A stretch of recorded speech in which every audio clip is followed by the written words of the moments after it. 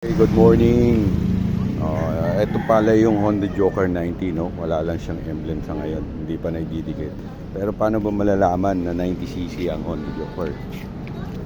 Kasi yung iba, ang mapapansin mo lang upuan. Pwede ka naman magpalit ng upuan na single seat. So, ang 90cc, original siya na dual seat, long seat. Pwede siya may back ride. At the same time, ang grab bar niya mataas. Ayan, may abang pangayan na na backrest. So, yung 50cc, single seat siya na mababa rin yung handle grab. Okay? Then, same time, yung speedometer niya is 100. Kasi yung 50cc is hanggang 60 lang. So, 100 hanggang 100 yung reading niya. Okay? Okay. Dari, maliban dyan, the same na.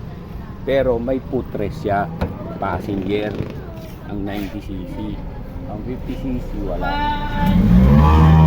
So, yun, kabilaan yun.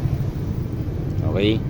At mapapansin mo na sa Japan, pag 90cc, meron yan restriction nila. Sa 2-stroke, wala. So, kung may naligaw, inibentang may ganyan, so yun, pang 90 yan.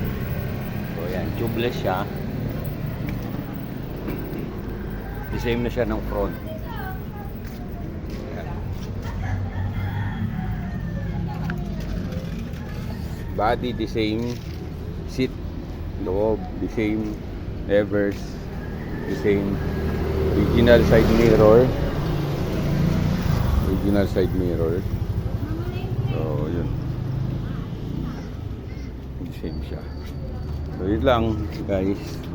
Ang pagkaiba niya sa 50cc at sa Joker 90.